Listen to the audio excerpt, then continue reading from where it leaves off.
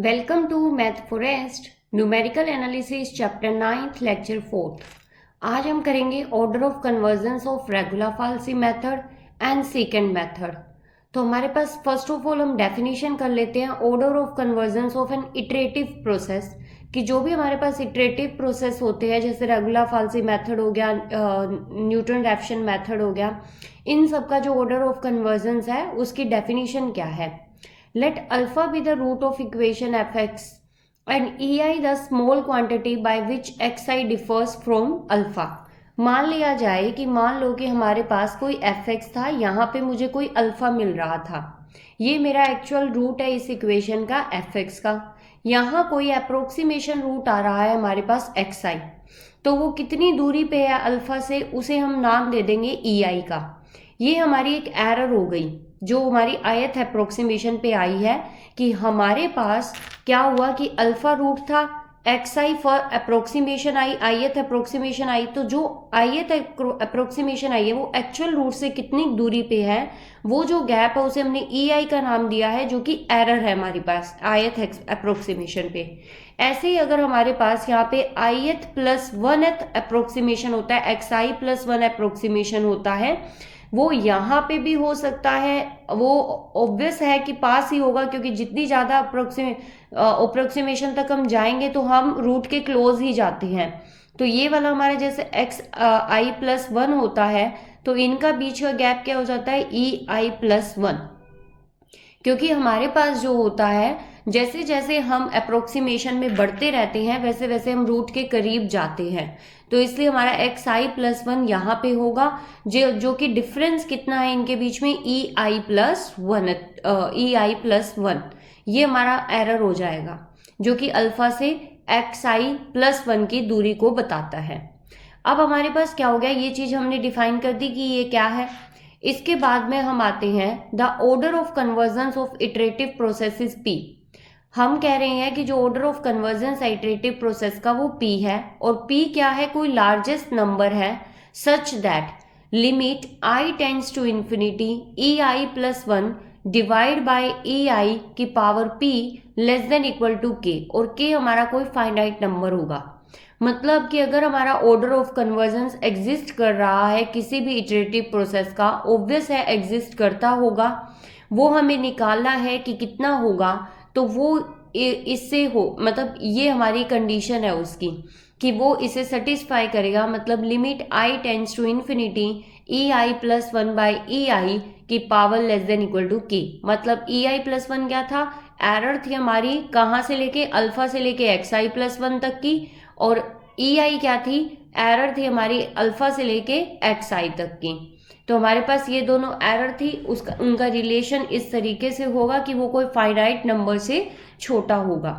इसी डेफिनेशन का यूज करके हम ऑर्डर ऑफ कन्वर्जेंस निकालेंगे रेगुलर फाल्सी मेथड का। फर्स्ट ऑफ ऑल हम क्या कर लेते हैं, लेट कर लेते हैं, let alpha be the root of the equation. कौन सी इक्वेशन का, fx इक्वेशन का रूट है, and E I minus 1 is the small quantity, जो कि कहाँ से दूर होगी, small quantity by which X I minus 1 differs from, कहाँ से डिफर है, अल्फा से। देन क्या होगा, X I minus 1 minus alpha is equal to E I minus 1, x I minus alpha is equal to E I, X I plus 1 minus alpha is equal to E I plus 1। ये हमारा relation है किसके साथ, x eyes का, alpha का और ई eyes का। अब हमें क्या करना है, इन्हें इन सब वैल्यूज को पुट करना है। पुटिंग द वैल्यूज, कौन सी values, x I minus 1, x i and x I plus 1 in regular falsi method. तो हम क्या करेंगे, ये रेगुलर फाल्सी मेथड में इसकी वैल्यूज को पुट कर देंगे। अब हमारे पास क्या है, ये सब एक जैसे ही तरीके से होता है, हर किसी का ऑर्डर ऑफ कन्वर्जेंस ऐसे ही निकलेगा, जैसे न्यूटन रैप्सन का भी सेम ऐसे ही निकलेगा।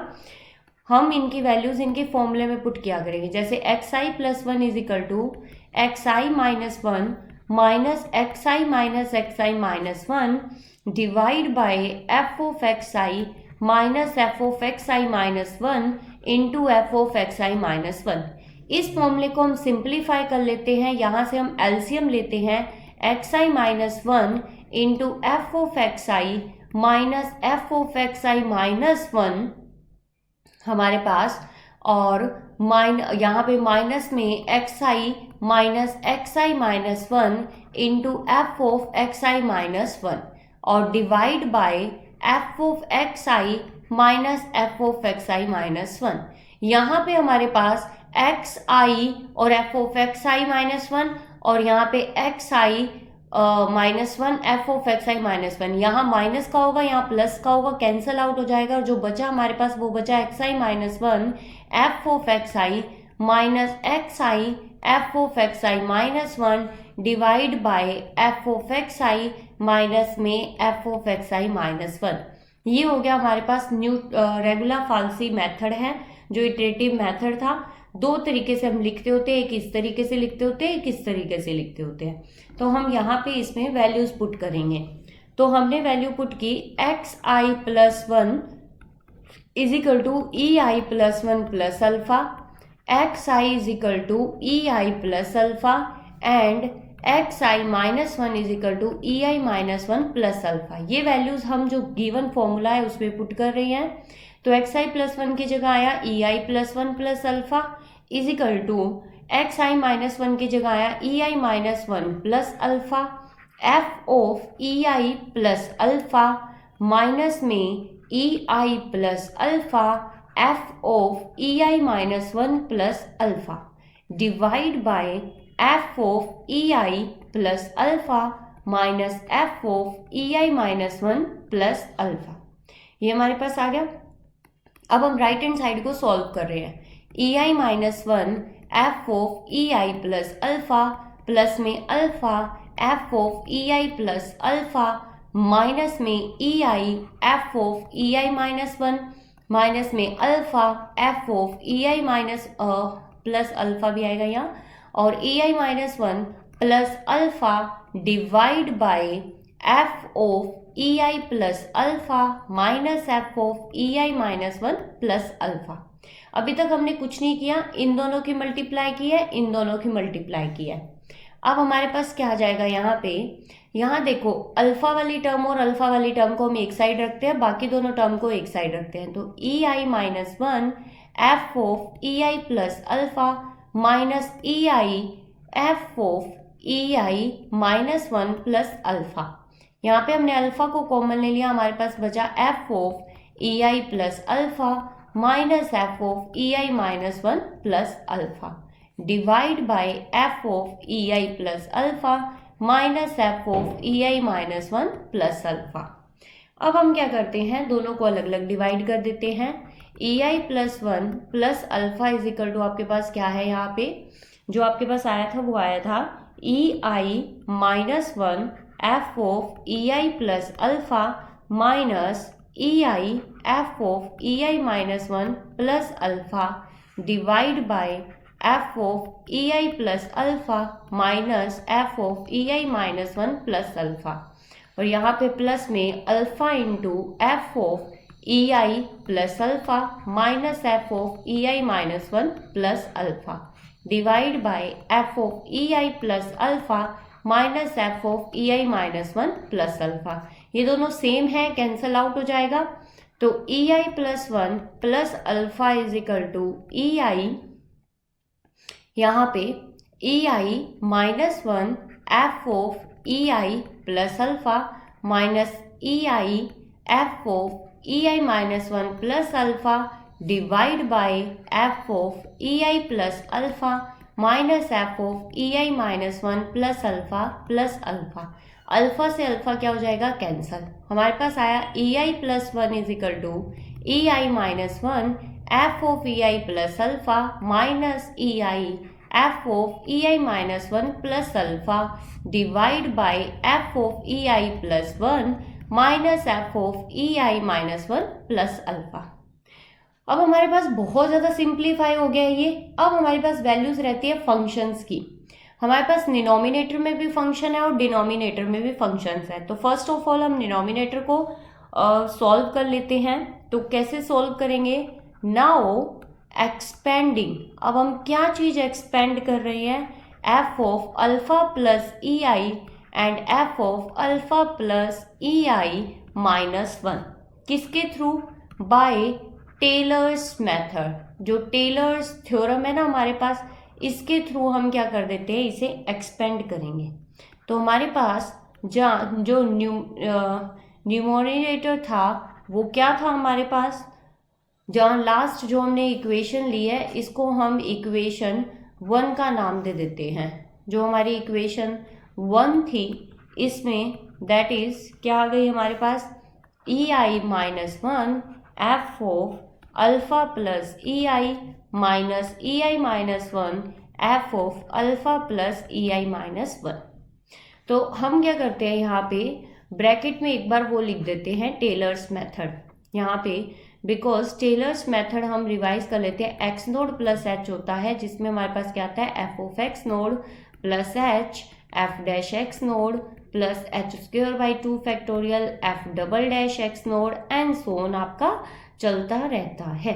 जो डिफरेंस होता है वो h होता है और जो x की वैल्यूज होती है वो x नोड होती है। तो यहाँ पे जो डिफरेंस है वो ई आईज है और जो हमारे पास x की वैल्यू है जो x नोड है वो हमारे पास अल्फा है। तो हम जहाँ x नोड है वहाँ अल्फा पुट करेंगे, जहाँ h है वहाँ ई आईज की वैल्यूज पुट करेंगे। तो हम ऊपर वाली इक्वेशन को सॉल्व कर रहे हैं is equal to E I minus one into हम एफ ऑफ अल्फा प्लस ई आई की वैल्यू को एक्सपेंड कर रहे हैं। तो f of alpha plus E I F dash alpha plus E i square by 2 factorial into F double dash alpha and so on चलता रहेगा minus e I minus one F of alpha minus plus E I minus one F dash alpha plus में ई आई minus one का square by 2 factorial F double dash alpha and so on, ये भी चलता रहेगा हमारे पास। अब हमारे पास क्या है कि जो हाई, अब सबसे पहले एक चीज देखो, अल्फा रूट था इस इक्वेशन का और जो रूट होता है वो इक्वेशन को सेटिस्फाई करता है तो एफ ऑफ अल्फा क्या हो जाएगा? 0 हो जाएगा। सिमिलरली हमारे पास क्या हुआ यहाँ पे ई आई, ये एफ ऑफ अल्फा 0 हो गया, यहाँ पे एफ ऑफ अल्फा 0 हो गया। और हमारे पास जो हायर पावर्स है ये जैसे ई आई स्क्वेयर को छोड़ के जो ई आई क्यूब है, ई आई 4 है, इनकी हायर पावर को हम क्या कर देंगे? नेग्लेक्ट कर देंगे क्योंकि ई आई बहुत स्मॉल था। तो हमारे पास क्या हो गया? E I F dash alpha plus E I square by 2 F double dash alpha. अब हम यहीं तक लिखेंगे सिर्फ क्योंकि हायर पावर को हम नेग्लेक्ट कर रहे हैं। ई आई minus one F of alpha F dash alpha E I plus में यहाँ पे ई आई माइनस वन नहीं है, ये ई आई है हमारा, यहाँ पे भी ई आई है हमारा और आपके पास क्या हो जाएगा? ई आई माइनस वन है यहाँ पे और यहाँ पे ई आई minus one square by 2 factorial F double dash alpha. ठीक है, अब हमारे पास क्या हुआ? क्यों? बिकॉज एफ ऑफ अल्फा था वो तो 0 था, alpha is a root of F X, इसलिए ये 0 आ गया।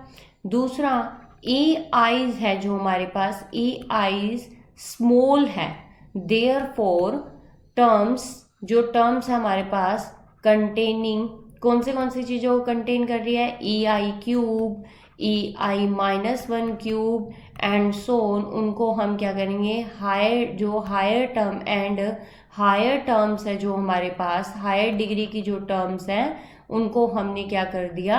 नेग्लेक्ट कर दिया। ठीक है, तो अब हमारे पास यहाँ पे क्या आ जाएगा? ई आई माइनस वन, और अब जब हमने ब्रैकेट खोला है तो ई आई माइनस वन आपके पास आ जाएगा यहाँ पे ई आई की स्क्वायर, इन जो हम पीछे से देख रहे हैं ई आई minus one E I F dash alpha plus में आपके पास आएगा ई आई माइनस वन ई आई की square F double dash alpha by 2 factorial minus में ई आई minus one F dash alpha minus में ई आई माइनस वन की square by 2 factorial F double dash alpha. ये हमारे पास cancel out हो गया, जो बचा वो है e minus one E I minus one E I by two and into F double dash, ये हमारे पास कॉमन आ गया, बचा वो आया ई आई माइनस वन, ये हमारे पास बच गया। अब हम डिनोमिनेटर को सॉल्व करते हैं। अगेन सेम तरीके से है, अगेन द डिनोमिनेटर जो हमारा होगा of equation first, that is F of alpha plus E I minus F of alpha plus E I minus one is equal to F alpha plus E I F dash alpha plus E I square by two factorial F double dash alpha and so on. ये आ गया हमारे पास minus में F of alpha plus E I minus one F dash alpha plus E I minus one का square by two factorial F double dash alpha and so on आपका चलता रहेगा। अब हमारे पास क्या है, यहाँ पे जो भी टर्म्स हैं, टर्म्स कंटेनिंग किस किस को कंटेन कर रही है, E I squares, E I minus one का स्क्वेयर एंड हायर डिग्री, जो हायर डिग्री को कर रही है, higher degree terms are neglected, हम उन्हें क्या कर रहे हैं, नेग्लेक्ट कर रहे हैं, क्योंकि ई आई की वैल्यू है वो बहुत स्मॉल है, तो उनके स्क्वेयर करने पे भी वो बहुत स्मॉल हो जाएगी। हमें पता है एफ ऑफ अल्फा जीरो है, क्योंकि हमने अबव भी लिखा है कि ये रूट है एफ एक्स का, इसलिए जीरो हो जाएगा।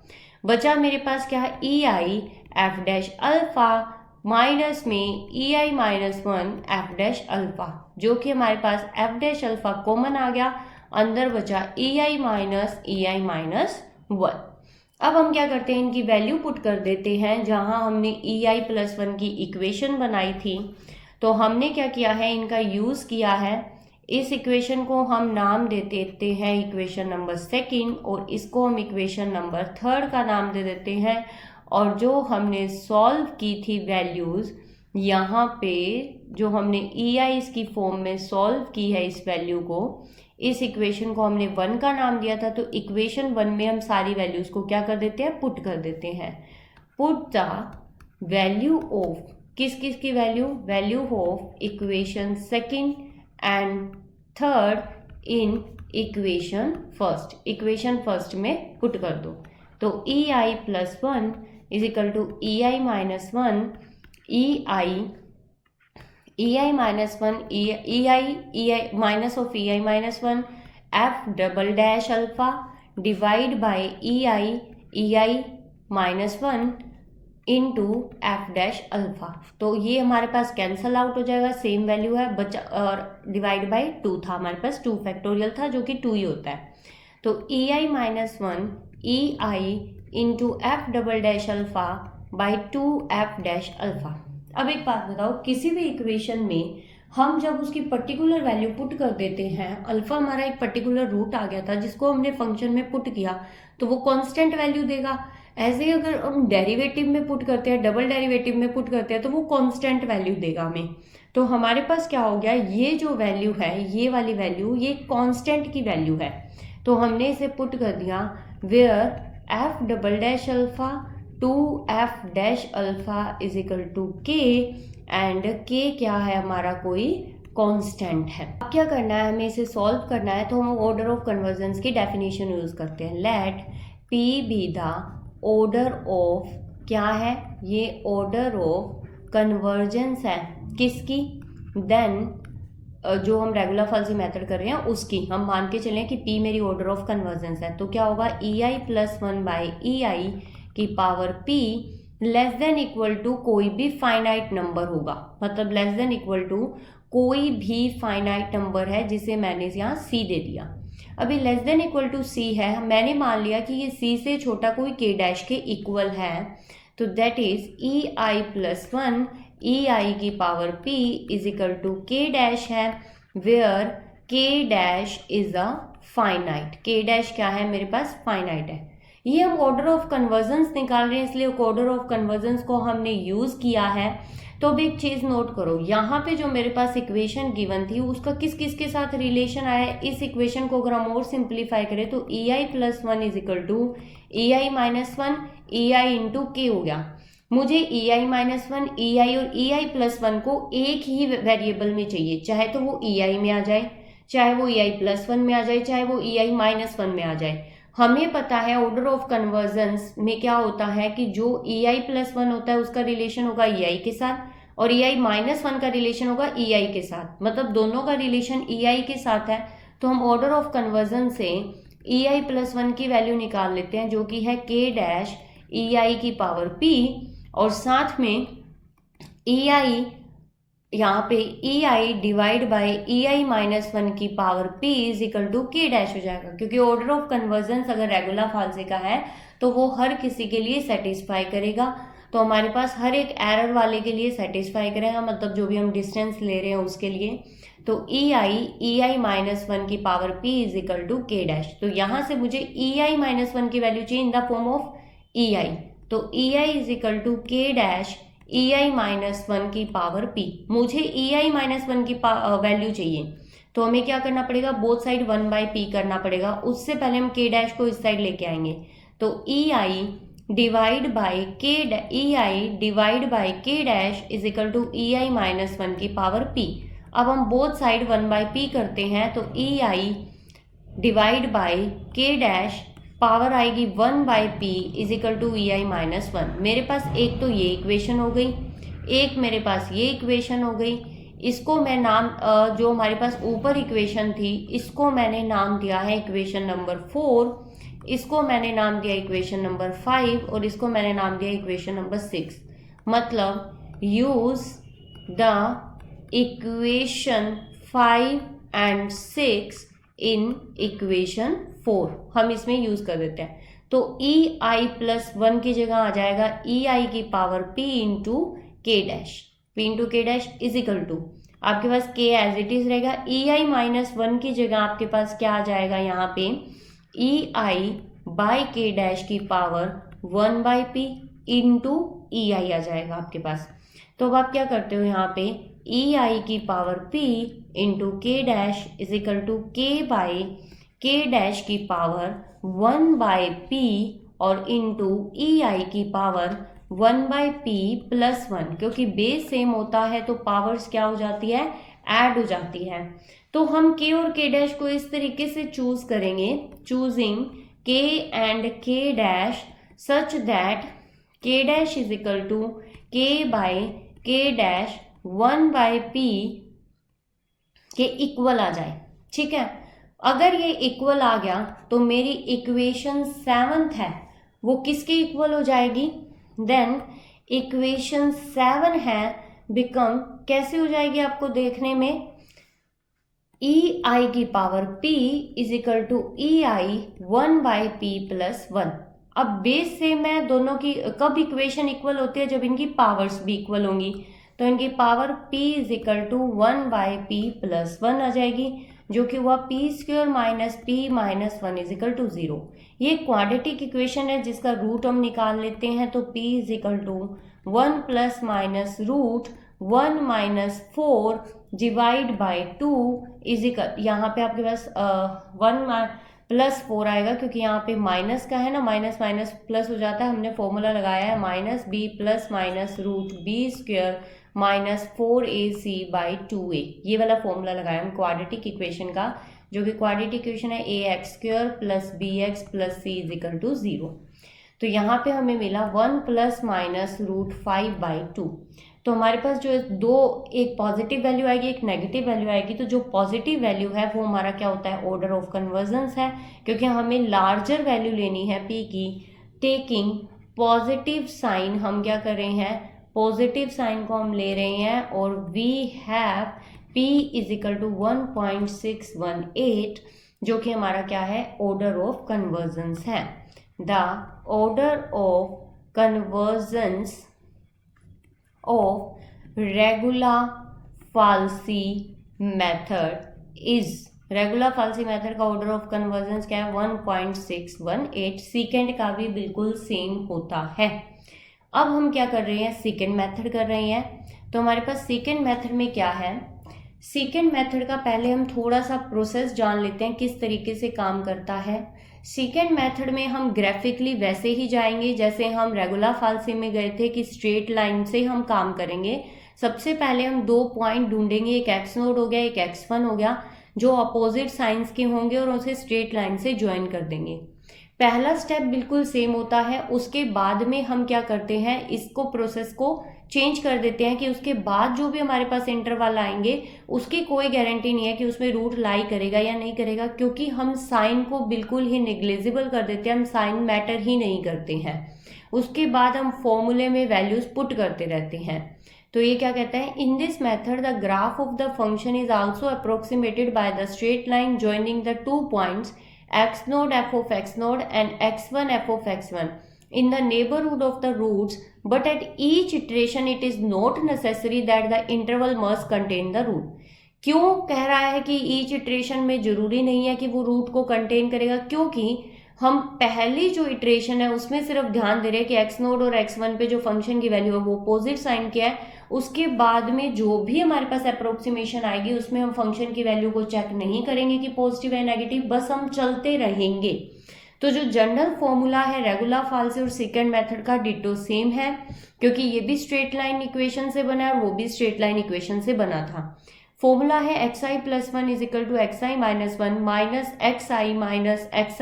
1 f of xi minus f of xi - 1 into f of xi हमारे पास इंटू f of xi - 1, और i हमारा होगा 1 या 1 से ग्रेटर हो जाएगा हमारे पास। तो अब हमारे पास क्या होगा, यहाँ पे सबसे पहले इसकी थोड़ी सी थ्योरी जान लेते हैं। थ्योरी क्या कहती है कि if any iteration f of xi + 1 = f of xi this method fails, कि मान लो कोई ऐसे इटरेशन है जिसपे फंक्शन की जो सक्सेसिव फंक्शन की वैल्यूज है एक ith अप्रोक्सीमेशन पर एक ith + 1 अप्रोक्सीमेशन पे अगर सेम आ जाती है तो वहां पे इसका जो मेथड है वो कन्वर्जेंस है वो फेल हो जाती है, कि जो ये मेथड है ये कन्वर्ज नहीं करेगा, जरूरी नहीं है। तो यही इसका मेन ड्रॉबैक था। This is a drawback of this method over that of regular falsi, मतलब रेगुलर फाल्सी मेथड के ऊपर इसका सबसे बड़ा ड्रॉबैक यही था। विच शो, अब जो रेगुलर फाल्सी मेथड था वो तो क्या कह रहा था, शॉर्ट ही ले रहा था हमारी कन्वर्जेंस की, कि मेथड कन्वर्स करे, मतलब कि ये जो मेथड है ये कन्वर्स करेगा ही करेगा। पर सेकंड मेथड ने क्या किया, एक कंडीशन ऐसी आ जाती है, मतलब कि कभी ये आती है कभी नहीं आती। अगर ऐसी कंडीशन होती है कि f of xi + 1 = f of xi equal आ जाते हैं तो हमारा कन्वर्जेंस फेल हो जाता है। अदरवाइज ये जो सेकंड मेथड है उसकी जो कन्वर्जेंस है वो फिर मोर रैपिड हो जाती है रेगुलर फाल्सी मेथड से। या तो सेकंड मेथड है वो फेल कर जाएगा, या फिर इसकी रेट ऑफ कन्वर्जेंस है वो रेगुलर फाल्सी मेथड से फास्ट हो जाती है। तो अभी हम क्वेश्चंस करते हैं, क्वेश्चन में देखते हैं कि किस तरीके से क्वेश्चन अटेम्प्ट होंगे। तो हमारा पहला एग्जांपल है, find the root of the equation x = cos x by secant method correct to 4 decimal places. तो अभी हम देखते हैं किस तरीके से होगा हमारा ये क्वेश्चन। सॉल्यूशन करते हैं सबसे पहले। Solution, let f(x) = cos x minus x ex। ठीक है, ये हमें इक्वेशन दी हुई थी। टेकिंग इनिशियल वैल्यूज, अब हम क्या करेंगे यहाँ पे इनिशियल वैल्यूज, इनिशियल जो अप्रोक्सीमेशन है उसे चूज करेंगे। एक्स नोड को हमने 0 चूज किया और x1 को हमने 1 चूज किया। तो हमारे पास क्या आता है देखते हैं। f of 0 = 1, क्योंकि क्योंकि cos 0 - 0 × e⁻0 और cos 0 1 होता है। f of 1 = cos 1 - e⁻1। अच्छा, अब आपको एक चीज ध्यान रखनी है कि cos 1 जो यहाँ पे है, ये 1 जो एंगल है ये रेडियन में है। हमारे पास क्या होगा, पूरे न्यूमेरिकल एनालिसिस में जो हम ट्रिग्नोमेट्रिक फंक्शंस ले रहे हैं उनके साथ जो एंगल होगा वो रेडियन में गिवन होगा। तो हमें ये ध्यान देना है कि आप एंगल किस में निकाल रहे हो, रेडियन में निकाल रहे हो या डिग्री में निकाल रहे हो। अगर आप यहाँ पे cos 1 में डिग्री की वैल्यू निकालते हो तो वो वैल्यू आपको ये पूरे क्वेश्चन को गलत कर सकती है, क्योंकि गिवन जो एंगल दिया हुआ है ये रेडियन में दिया हुआ है। तो cos 1 - e = क्या हो जाएगा, 0.540302 - 2.718281। जो कि हमारा आता है -2.17798। यहाँ पे हमें पॉजिटिव वैल्यू मिली थी, यहाँ पे नेगेटिव वैल्यू मिली है, तो डेफिनेटली जो रूट लाई करेगा, रूट लाइज बिटवीन 0 एंड 1। हमें ये पता है कि 0 और 1 के बीच में रूट लाई करेगा, पर आखिर में जो हमारे अप्रोक्सीमेशन होगी उसकी गारंटी नहीं होती है, कि जो आगे हम अप्रोक्सीमेशन करते हैं उसकी कोई गारंटी नहीं होती है। तो हम फर्स्ट इटरेशन करते हैं।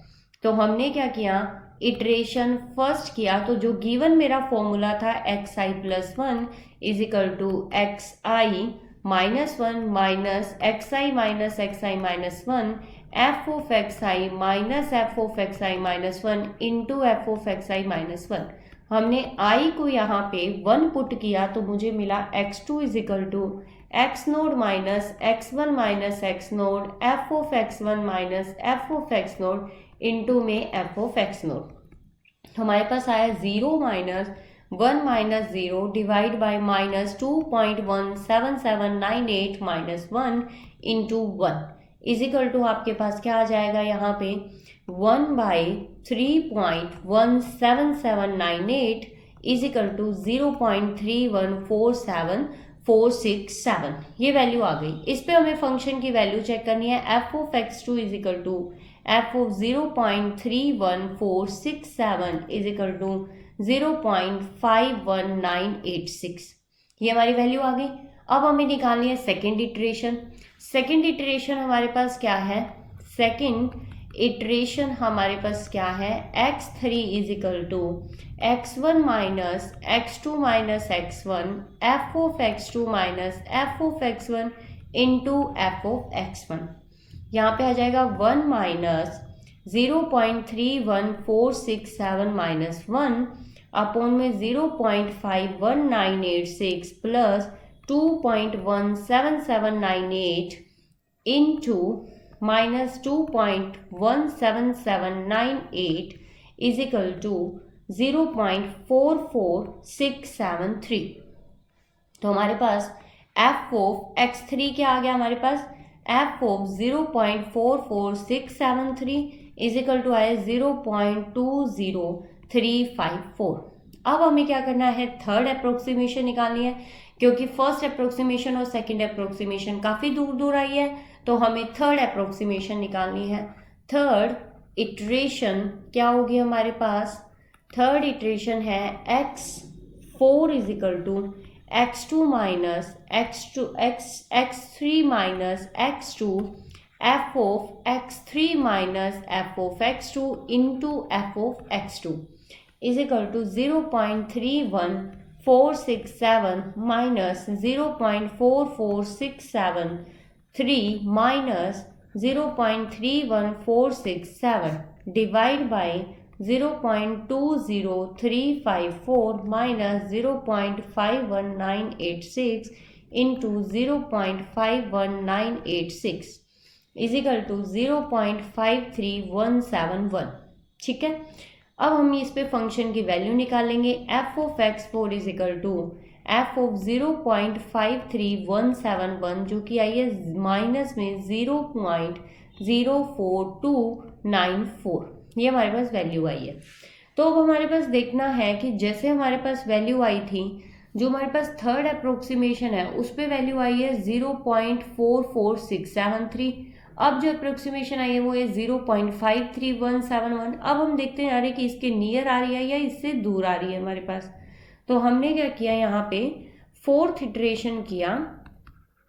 इटरेशन फोर्थ हम कर रहे हैं, तो x5 is equal to x3 minus x4 minus x3 f of x4 minus f of x3 into f of x3 is equal to 0.44673 minus 0.53171 minus 0.44673 divide by minus 0.04294 minus 0.20354 into 0.20354 जो कि आपके पास value आई 0.51691। F of x5 आपके पास कितना है 0.00258 आया आपके पास। तो हमारे पास क्या है यहाँ पे, अब हम क्या करेंगे, इटरेशन फिफ्थ करेंगे। तो हमारे पास इटरेशन फिफ्थ है जो कि हमारे पास क्या आई है, x6 is equal to x4 minus x5 minus x4 f of x5 minus f of x4 into f of x4। यहाँ पे जब हम वैल्यूज पुट करेंगे तो हमें जो वैल्यू मिलेगी 0.51775। तो देखो हमारे पास ये है x6 की वैल्यू है। सिमिलरली जब हम x7 निकालेंगे तो वो हमारे पास आएगा 0.51776। तो हमारे पास डेसिमल के बाद 4 प्लेस बिल्कुल सेम आ रही हैं, तो हम यहीं पे इटरेशन को क्या कर देंगे, स्टॉप कर देंगे, और हमारे पास क्या हो जाएगा, which are same up to 4 decimal places. 4 decimal places तक क्या आ गया हमारे पास, सेम आ गया। तो हमारे पास हैंस द रिक्वायर्ड जो हमें रूट चाहिए था, required root correct to 4 place of decimal, कहाँ तक चाहिए था, 4 प्लेसेस ऑफ डेसिमल इज 0.5177। ये हमारा हो गया आंसर। अब देखो एक चीज ध्यान रखना, मेन डिफरेंस जो था रेगुलर फाल्से और सेकेंड मेथड में वो क्या था कि रेगुलर फाल्से हर एक इंटरवल पे फंक्शन की वैल्यू देख रहा है कि इंटरवल के जो पॉइंट्स आए हैं हमारे एंड पॉइंट्स, उन पे फंक्शन की वैल्यू पॉजिटिव है या नेगेटिव है। तो उसमें हर बार छोटे वाले को x0 लेना था और बड़े वाले को x1 लेना था। ये सेकेंड मेथड में ऐसा कुछ भी नहीं देखना। फर्स्ट स्टेप सिर्फ हमें देखना है कि एक पॉइंट पे पॉजिटिव वैल्यू आए, एक पे नेगेटिव आए, उसके बाद हमें लगातार चलते रहना है। x2 चाहे बड़ा आए चाहे छोटा आए, x3 चाहे बड़ा है चाहे छोटा है, x4 चाहे बड़ा है चाहे छोटा है, चाहे पॉजिटिव आए चाहे नेगेटिव आए, हमें कुछ नहीं देखना। हमें जस्ट फॉर्मूले में पुट करते रहना है और इटरेशन को चलाते, इटरेशन चलती रहेगी हमारे पास, और वहां पे जाके हम स्टॉप कर देंगे जहां हमें डेसिमल के बाद जितने प्लेस ऑफ डेसिमल बोला जाए वहां जहां तक, जैसे यहाँ पे 4 डेसिमल प्लेस बोला गया था और डेसिमल के बाद 4 प्लेस तक बिल्कुल सेम आ गया था, तो हमने क्या किया, इटरेशन को स्टॉप कर दिया। तो अभी आपका होमवर्क है आपका एक क्वेश्चन है, वो करके देखना, आपको क्लियर हो जाएगा। यहाँ पे find a real root of the equation क्या है, x4 minus x minus 10 is equal to 0 using second method को यूज करके आपको देखना है और आपको पता चल जाएगा कि किस तरीके से ये मेथड यूज हुआ। For notes, queries and PDF files of this video, join our Telegram channel, link in the description. Don't forget to like, share and subscribe the channel. Thank you.